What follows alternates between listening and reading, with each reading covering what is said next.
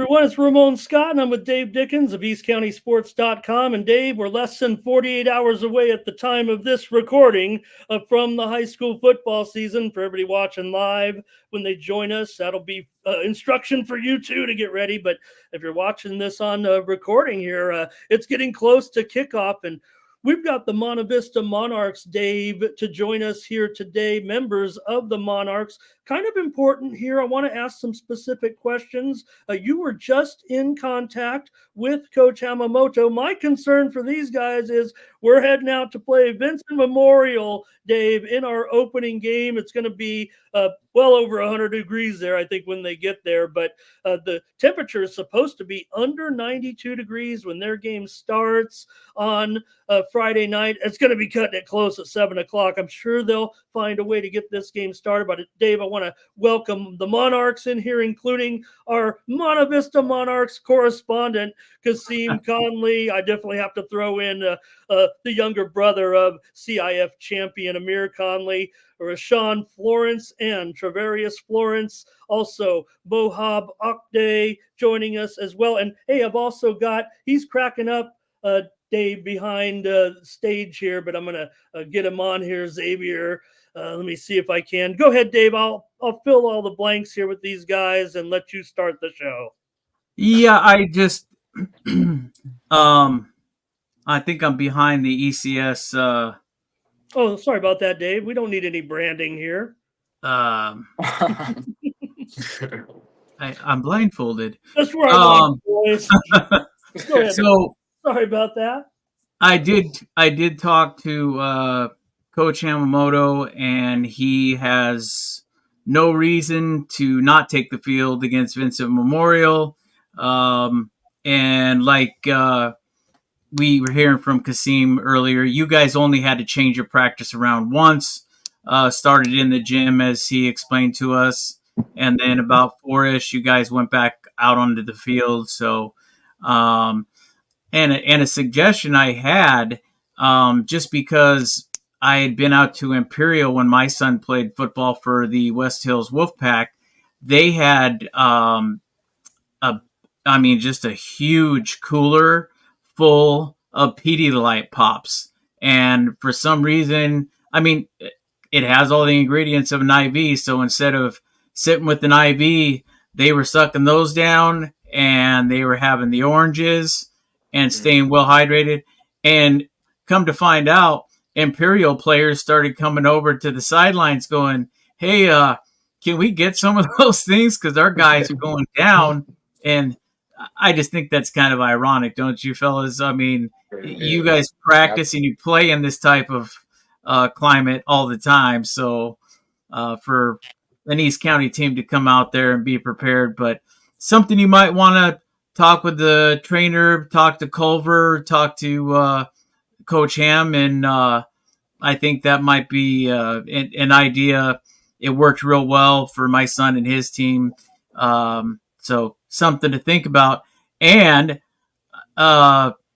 he will never tell you this. He never wants to be the center of attention. As you know, Coach Ham likes, it's all about the team and all about the kids.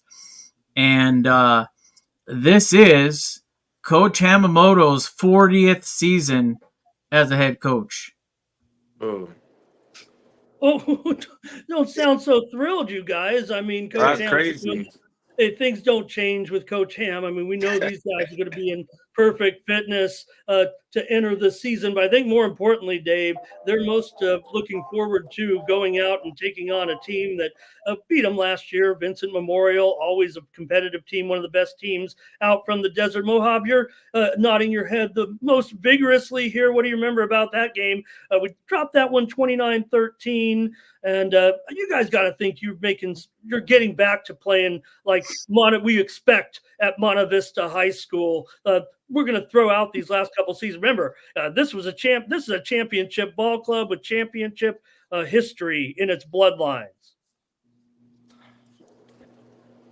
Well, I mean, about Vincent Memorial, they had a really good QB. He was All-American, threw for 3,000 yards one of his seasons. But, I mean, now that he's gone, well, we don't know who has the QB, but we know it's not going to be as good. And one problem last year we had on the team, we had no communication between our defense. But now our team's gotten closer than ever. Coach Cover's gotten great defensive schemes, and I think we're gonna stuff them.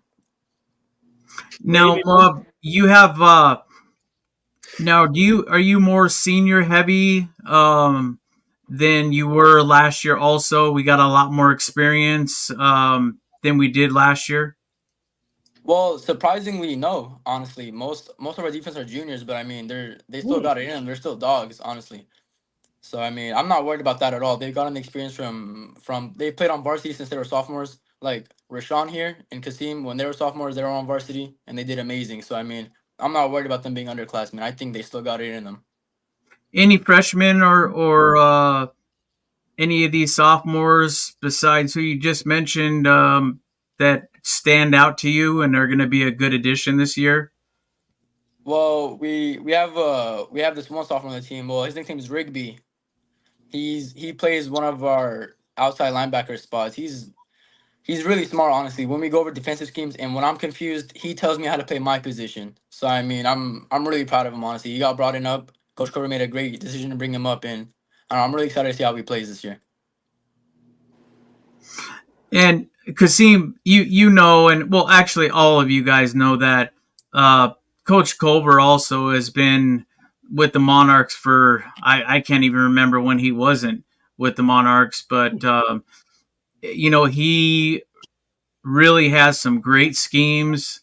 I'm sure you've noticed that too, as far as keeping those goose eggs on the scoreboard, and he's really easy to work with. I mean, as long as you're in the spot you're supposed to be at, and as long as you're not offsides. But I mean, just a tremendous coach. I'm sure Coach Ham and Culver. I'm sure you guys are definitely. They're probably your favorite coaches on the team, I would assume. Absolutely. Yeah, for sure. Yeah, for sure. I mean, anytime I'm confused, if anyone's confused, we just ask them. They don't get mad. They just explain it to us, and we get it right the second time. Yep. Xavier, who are some of the coaches that you look up to out there? I Besides want to them, say let's name some guys. a coach or a player. Coaches. We're going to talk about some players for sure, especially if you guys got all these returnees. Mhm. A coach I definitely want to say I look up to is probably Coach Campbell and Coach Culver. I mean, even though sometimes what they say I don't like, it's the right thing that they are, and you just gotta follow. You gotta follow in what they're saying to you, and they're just leading you in the right direction.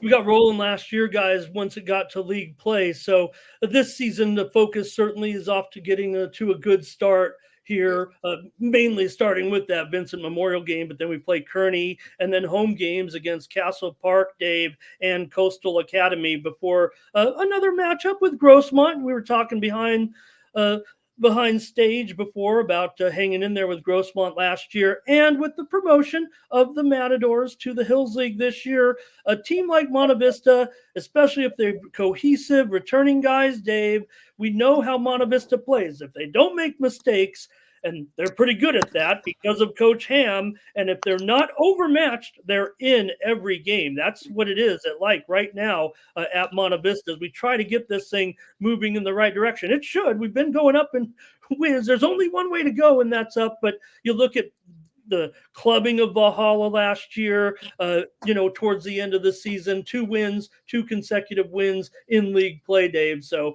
just build on that and get it rolling in time for league play. They also beat the Braves last year, Dave. Yeah, Tavares, I wanted to ask you too. I mean, that Grossmont game, the final score was 46-34, but was that really what the game was? Because it seemed to me like watching the highlights, it was a lot closer than what the scoreboard said. Yeah, it was a little low-key closer. I mean, we played both good. I mean, both teams played good. So it's like, I'm surprised that we lost because we should have won because we played extra hard. You know, we did our tasks and all that stuff. We prepared for the game. And, yeah, we should have just won. Well, to be even able to hang in with them, I mean, as you know, they had one of the best quarterbacks to play in the county for the Foothillers, and also broke several records at USD, and that's Coach Lawrence. So they're kind of in a rebuild. I think he's already had them rebuilt. I think they're going to actually be a tougher team, just like you folks, and they're going to be a lot harder to beat because they were on a learning curve, same as you guys were at the time.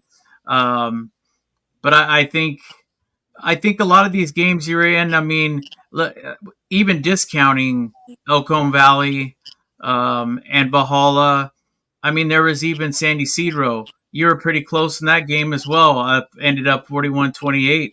So a lot of games we could have won. We could have ended up overall with 5 wins at least.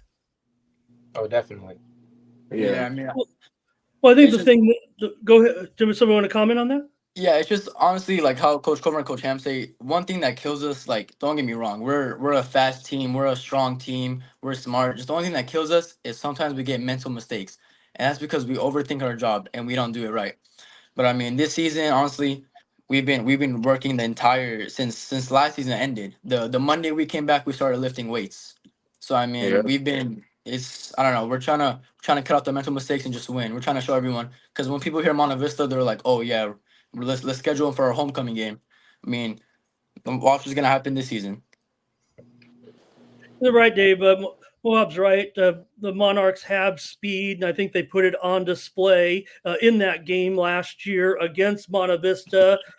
We got a highlight. We're going to take a look, few little highlights here of that one, Dave. But the big thing was, you had Alexander. He ended up with a big play right there to start the game. And this was, I don't know, just felt like the best game of the year there. Raymond was out there with this game. But you got to see this first play, guys. Maybe anybody can comment on this. We'll talk about team speed and talk about Alexander here. He's going to have a big one here. I'm going to skip ahead, actually, here, the greetings here, and get to that play. If you guys remember some of the action here.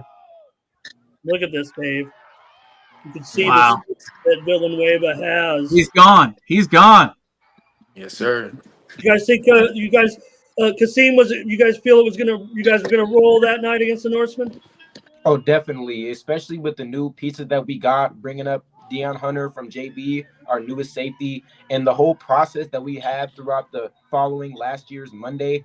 To add on what Mohab was saying, from like the last Monday we had after our season ended, unfortunately to Hoover, we just began doing everything we can to rebuild and get back what we had the year before in the years of 2017, the winning championship year.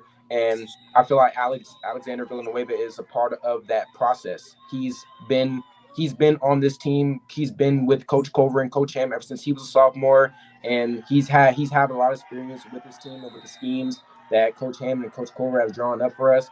And if we just all we got to do is just execute, and I feel like we have the power and the strength and the just overall just drive to do that, because we've been saying this for way too long. We have to lock in and just focus on what we have to do.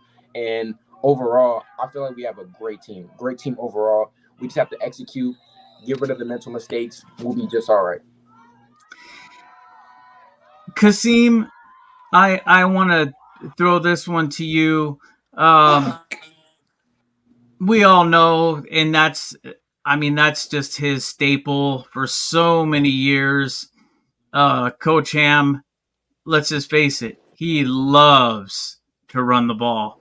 I mean, that is his baby, is to wear down that defense. And with that being said, I'm going to throw it out to you. And I told a couple of you that I was going to be asking who the main guys on the offense are. So with that being said, how about talking about that offensive line and the receiving core along with your tailbacks?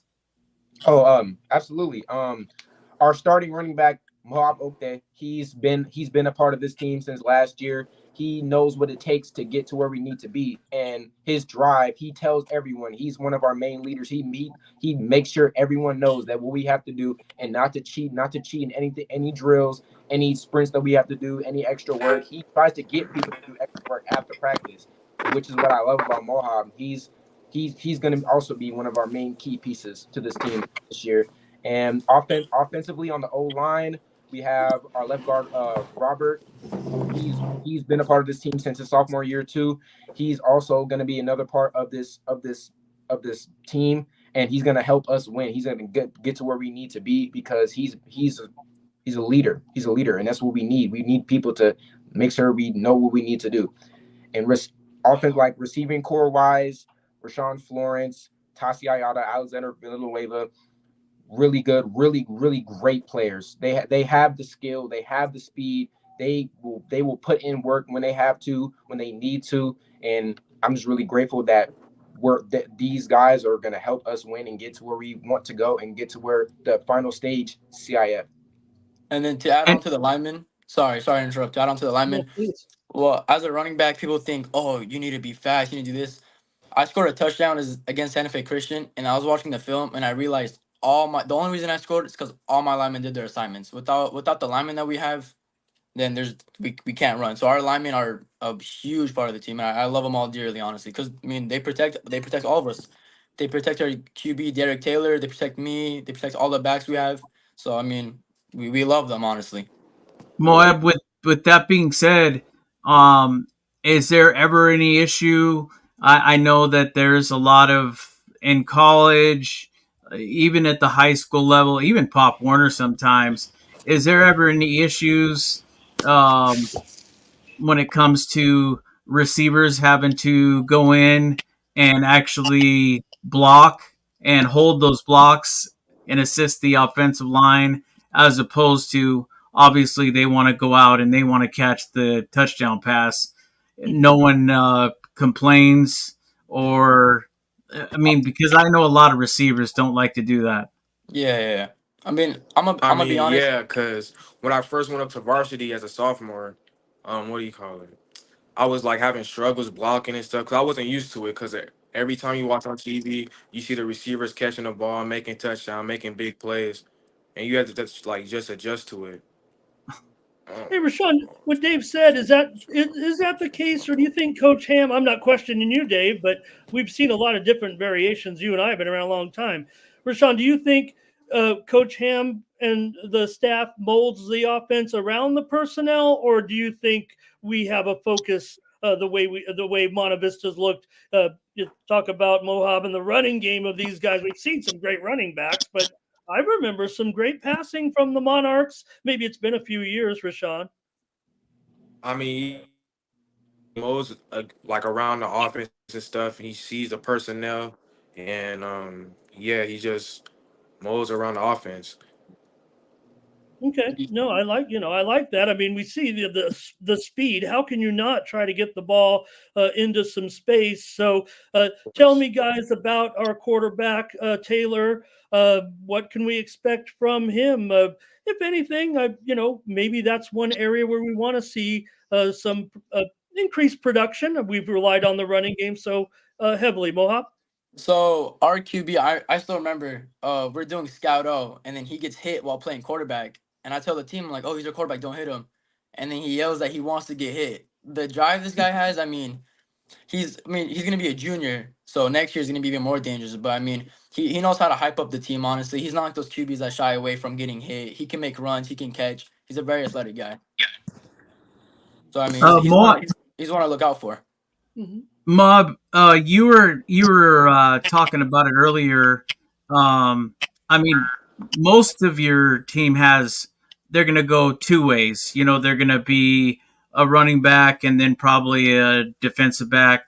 But lo and behold, you actually have three jobs. You running back, defensive back, and then you even get to boot them through the goalposts. How did that?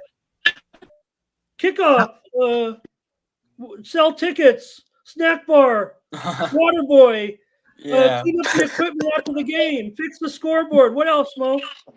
Well, I mean, whatever helps the team, I'll do anything for the team. Honestly, I love this team in my heart. Now, how did that come about? Did Coach Ham just from the beginning of the season? Um, was there anybody else that was in competition with you to take the kicking spot?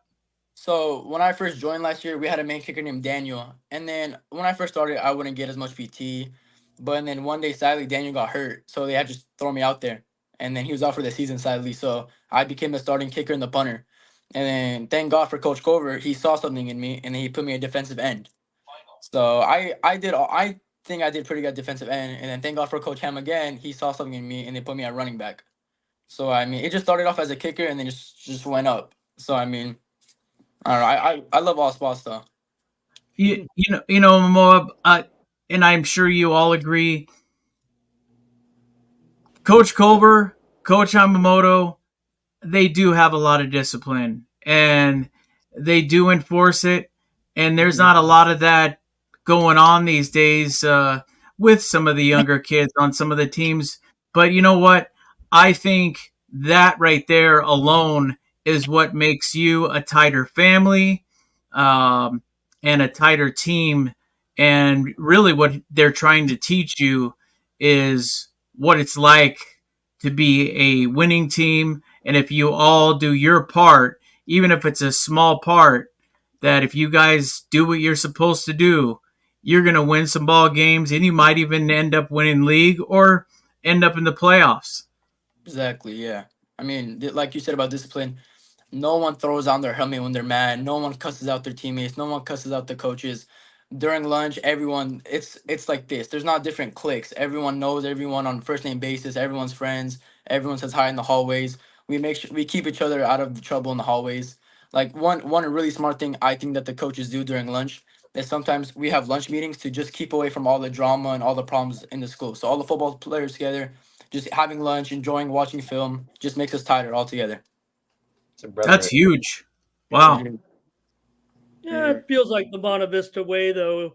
In a way, we've seen Coach Ham. You mentioned Dave, 40 years of coaching for Coach Ham. He, of course, legendary coach. Don't forget, he was at Lincoln. He was at Cathedral Catholic. Before coming and gracing us at Monte Vista to keep this program. And remember, they were, again, this has been just a hiccup over these last couple of years. These guys don't expect, especially a guy like Kaseem, whose brother was a CIF champion. The Monarchs don't expect to have these type of struggles that have gone on. But Dave, the key here is this year, welcome back to the Valley League, West Hills and Santana, teams that, quite frankly, before this little hiccup here, Monte Vista always competitive. In fact, better than those teams in many years down the line when the championships were on the line. Prior to 2020, they actually tied for that championship, Dave. Remember in the pandemic season. So, hey, Dave, you notice the pillars on the outside, Rashawn Florence, Travarius Florence. I won't put these guys on the spot. I've read the scouting reports. I think I know who's the faster guy. Maybe that's why he gets the play that he does. But I want to ask this: as twins, as natural twins, would you guys be varsity football players, Travarius, if you didn't have a twin? Would you be doing athletics at the level that you are? Rashawn, help me out. Travarius just lost his connection. You're going to have to speak for him until I get him back. Do you understand what I'm saying, Travarius? I mean, Rashawn, would you guys be, You guys hear varsity me? football players if you didn't have a twin? Does he motivate you to keep going? Oh, I might have lost both these guys, Dave. I'm sorry about that. That's okay because I was just going to ask Kaseem, maybe would this be a good time to ask him about the idol for the PPR before the playoffs? Oh yeah, PPR idol. That was like a cool little experience that I was grateful to have. Thanks to Rudy, Paul and all the other staff members my on buddy. PPR.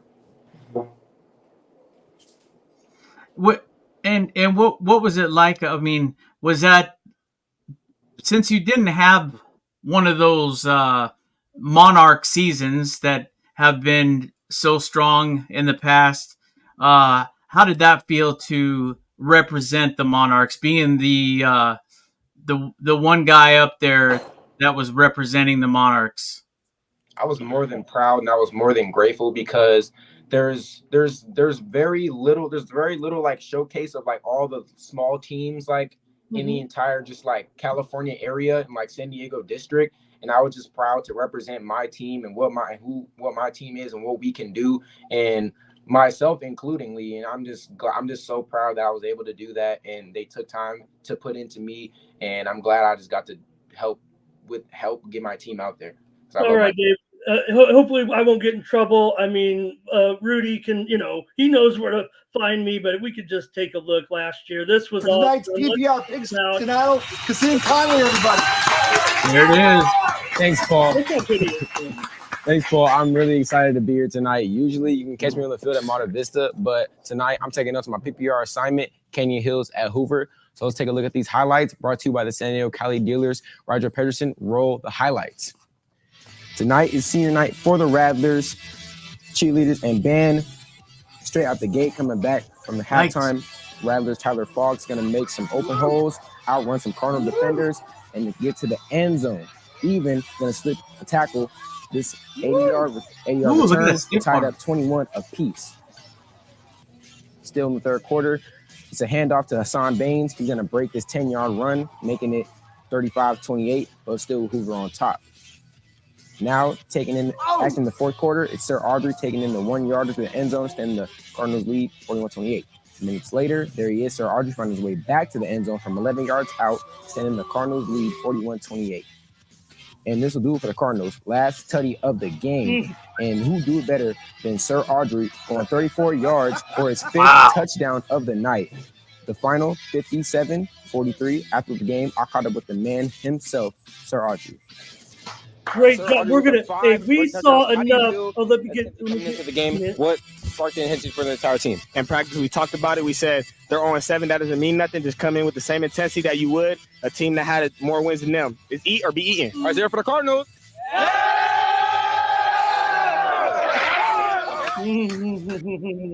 Great job, Kaseem. Look, the only reason I wanted to cut him off there, Kaseem, is because you guys saw enough of Sir Autry. I would think, and the trick was, right, we sent you out there to the Hoover game so you could get the scouting report. Now, what happened the following week? Actually, we played a great game, and we were so close to pulling off the upsets of upsets. So let me not actually downplay it. What do you remember about interviewing Sir Autry? I don't know. There's a lot of great running backs in this county, maybe playing for bigger schools in deeper backfields. There might not be a better guy in this county than Sir Autry. No, with all respect to Mo. Thank you. Go ahead, Kaseem. What do you remember about Sir Autry especially? He's awesome, but got to play them the next in the playoff game, and we were in that game, man. Absolutely, definitely. Realistically, watching the game when I was doing the PPR when they went against Canyon Hills, pretty shifty guy, pretty small, pretty quick. He's containable. It's just a lot of young players they can't tackle. So I think when we played them, I think we did a good job of actually containing him. And I think it was probably our DBs. It was a little confusion with the play calling and schemes, a little bit like things like that. But that was a very winnable game. Sir Audrey's a great player, but I think that we did a great job of containing him and keeping him down to earth and keeping him at level from where he best player he could actually be. And I'm just I'm proud of the linebackers that we had last year that did a great job containing him and everything that we did to keep up the energy playing against him, because we have a great team. We still have a great team. And I feel like if we meet Hoover in the playoffs again, I feel like we have the chance to beat him this time.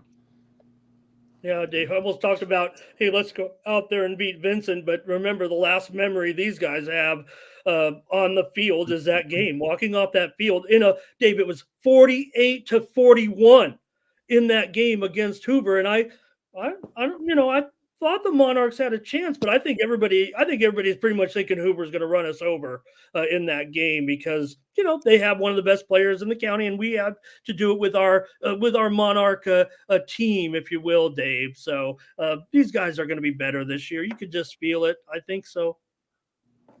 And you, Ramon, did you want to continue with Rashad on you were going to ask him about the? Well, of course, yeah. I don't have your brother back here. Probably fell asleep in the other room, Rashawn. So if you can represent your family and your brother, I wanted to know because I was reading that article. I don't know if anybody read it. I was teasing these guys a little bit before the show. The Padres had 3 sets of twins on their team out of a 24-man roster. Now I know twins know the stats, and that is uncanny, but Rashawn, do you think that having a twin brother, hopefully you can hear me here. Oh, I might have lost him again, Dave. There we go. Oh, I can hear you a little. okay, great. I'll just take. Yep, you look and sound great. I know you might have processed the question from when I asked it before. So, is having a twin brother motivate in being a varsity athlete and your guys' rise to being, standout players on the team? Oh my God. Hold on. Wait, it seemed like we had a perfect connection, and then, okay, there we go, Rashawn. You guys can hear me? Yeah. Yep. Yeah. You guys can hear me? Yeah. I don't What know was if the he's question hearing again? it. Hey, Rashawn, you and your twin brother, how much have you been able to motivate each other through the years? And do you think you've become better athletes because you have a twin, quite frankly, rather than just another sibling that's older or younger? Maybe I'll even ask Kaseem about the difference that he's experienced, maybe getting guidance from such a great athlete like Amir was. But you and your brother have been on equal footing to a certain extent, even though I don't know if you heard before, I was kind of teasing. I think you're the faster of the two. Maybe these guys will square me up on that. Yeah, I am. Yeah, I'm fast. Yeah, we always push each other since we were little. Cause like me and our cousins, we always were always heavy on football and stuff. We always be competitive and play against each other. And he already know I could really be something if I actually put my mind to it. And he's always pushed me, him and my cousins and my family and my teammates really pushed me. And I really thank him for that. And yeah. Yeah, no doubt. And these guys are going to be such a necessary impact for the team this year. You had mentioned it, Kaseem, before you brought them on, actually, the speed that you guys have. I mean, really track speed with Mo and with Alex and Rashawn. Do you think this is a faster team, Kaseem? Well, yeah, of course. Absolutely. We have fast guys on both sides of the ball, offensively and defensively. Fast corners. We have a fast running back already, fast receiving core. Some of our linemen are even fast, but we all do track. Most of us do track. Most of the receiving guys do track. So that's mostly where the speed has built from, and from in the past, just playing on varsity and the experience and us just pushing each other because we want to be better, not even for ourselves, for the team, but for our school in general, because our school has just been clowned on for the past several years. Before championship team, it was all, oh, Monarch this, Monarch that. They're the best. But we want to get back to that. We want to get back on that track because we know we can do it. We know we have the schemes, we have the plays, we have everything we need. We just need to execute. And Kaseem, your brother was part of that championship team. You even recalled the score when they beat the San Diego Cabers, and I was sharing with you some photos of Jamon McClendon, that incredible championship game. So you remember the memories. They were just a short time ago. But how about the influence of your older brothers? Went on to play a little college football as well, and how's it affected your development? Obviously, you look great out there, ready for a big season. I'm sure he's keeping in touch with you every couple of days for sure. Absolutely. Yeah, my brother Amir Conley, I better say his name. Go ahead. Yeah, Amir. Yeah, my brother has helped me so much throughout my entire life. My brother's probably the main reason why I started playing football. My brother and my dad, because they would just influence me. I just watching their old film and watching the games when I was younger. It inspired me to go out and try to be like my brother, because I love my brother. My brother is probably one of my biggest influences. My brother everything my brother has done in the past, like I really wanted to be just like him, and I still do to this day. My brother, like, getting me up early in the morning to go lift with him, and my dad taking me to the field like late at night, working on stuff that I need to work on, making sure my homework's done, making sure I eat, making sure everything that I need is good. And I love my brother so much. And that entire time he was in high school, he was when I was younger playing youth football, he made sure that I can make sure that I can get my stuff together and my school was right, and make sure that I knew what to do on the field, making sure I was watching things I have to watch, my scouting report, film, all that. And not even just him, Mohab, he's one of the leaders too. He pushed me a lot before he changed my entire mindset the year I got on varsity. But the year I got on varsity, he was already like playing. He was already playing. He already knew what to do, all that stuff. And I'm just grateful for my brother so much. Hey, Dave, I was out there that day. I got tired watching it, but I know Amir's going to see this, and I was real close to that action. I just want to show this to Amir and say maybe I can even get a little. Let me try here. There he is. Can I do that? That was his main pose in high school. He always That's the championship pose. I want to see you guys doing it again this season. So, Mohab, here's the trick, okay, on this whole deal. We think we are competitive in this league. Dave, it's just like the other league, a little bit of a secret. I think these guys know because we all have the schedule posted on the kitchen refrigerator. We host El Capitan. We host West Hills. We host Santana, the three biggest league games. No disrespect to the Braves. They have a new coach. Can they replicate that magic that they had to, step up with the big boys like they kind of have? Remember, Monarchs won last year. And also Valhalla. Those are our road games. Remember, we beat those teams at home last year. So we can beat them on the road. We got the toughest games at home, Mohab. I'm not saying any predictions here, but I got to like my chances on that schedule. I mean, honestly, so starting with Valhalla, I have a lot of friends from Valhalla, and one thing I feel bad about, they picked us for their senior night. So it's gonna be sad, honestly, watching them leave after they lose. But I mean, don't get me wrong, they're a great team. I love all their players. I'm close with the team, honestly. And then, but at home, Grossmont's a really good team. One of our coach's son plays at Grossmont, and we want to get some in passing league. I don't remember the score. It was a really close game. They're really good. They have tall receivers, but I think we still got it. And then El Cap's always been a good team. Last year we played them, didn't go so well, but now we have them at home, so I think we're gonna do really well against them. And then the other team you said was Santana or West Hills? Yeah, you had mentioned Grossmont. That's actually going to be a non-league game this year for you guys because of the alignment. So the home teams are El Cap, West Hills, and Santana. They are, basically, you guys played them. Those are the teams that kind of were battling it out. So it's up to you guys to catch them. There's no doubt about it. We only had the two. We had the two league wins, but again, the toughest games on the power ratings wise are at home. So that's great. I love our student section. They're gonna come on. They're gonna support us, and then, but when we get on the field, the only thing that matters is winning. You either win or you lose. There's no, oh, we did good, but you either win or you lose. And then this team's been working. I'm telling you, this team's been putting in the work. Like, even when I'm tired, the underclassmen on the team push me to work. And I'm the senior, and they're pushing me to work. Like, when I'm tired of my sprints, Kaseem and Rashawn, they make me work for it. And that's what I love about this team. It's just like Coach Culver says, we have a boat and we need to all stir the same way, or else we're just gonna do circles. So I love this team, honestly. The drive they have is unmatched with any other team. Moab, that's exactly it. And we've seen commercials about it. We've seen movies about it, especially with this. I don't want to call the whole generation, but the participation trophies. Come on, you don't win anything. Just toss those things in the trash. And that's not teaching anybody any discipline. And you're going to feel so much better when you fought hard, blood, sweat, and tears, and you left it all on the field and you won.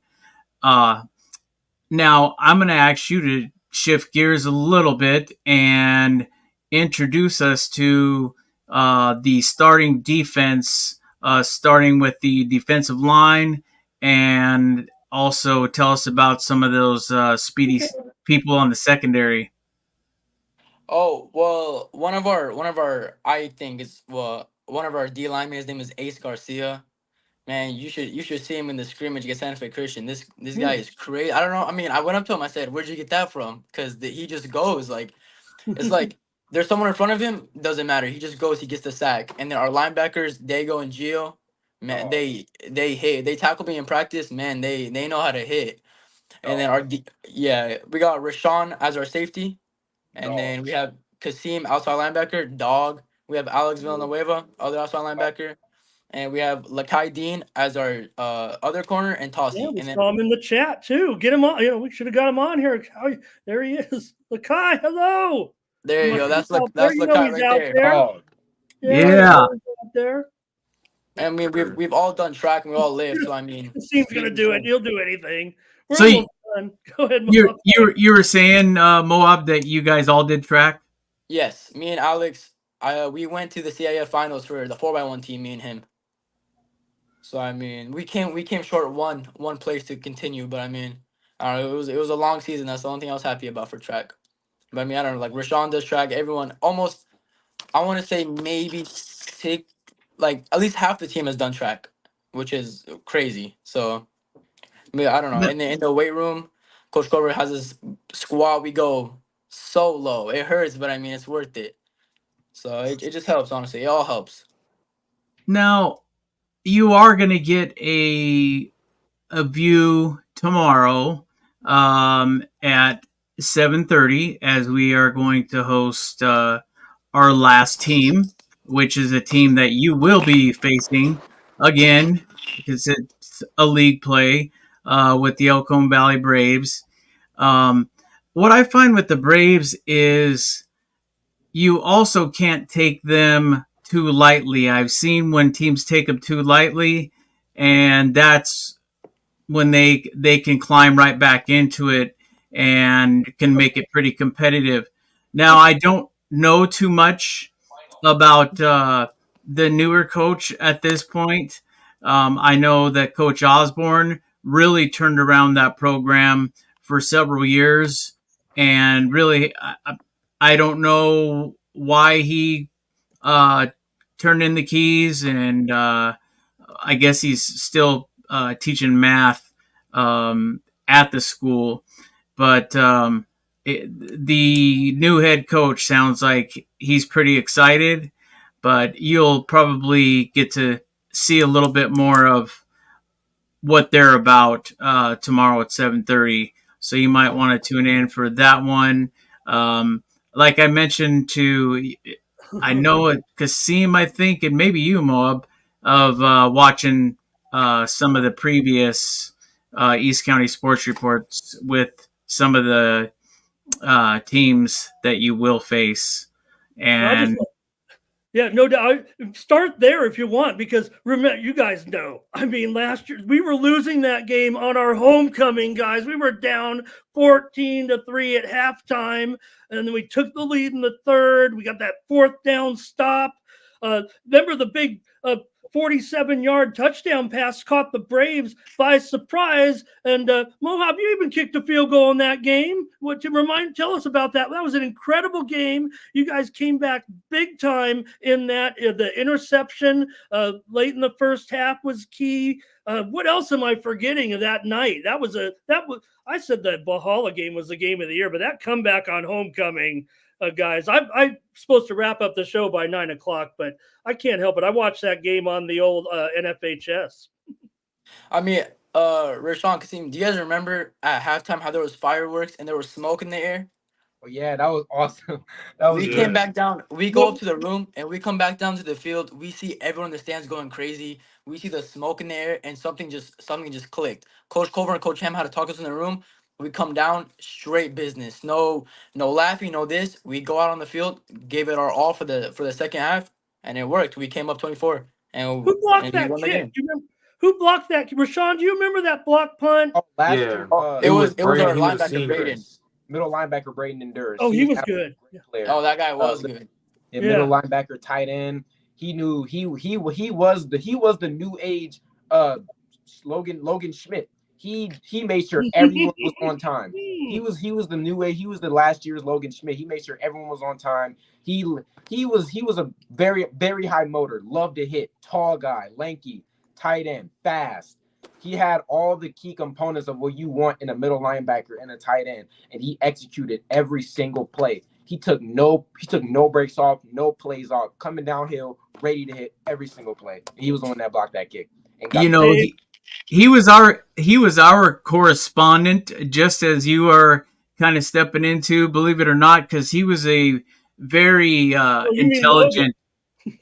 Logan Schmidt was a very intelligent young man, and shoot, I didn't even have to call up Coach Ham. He said, "Well, if you want, you can go ahead and call up Logan. I'm sure he'll give you the rundown."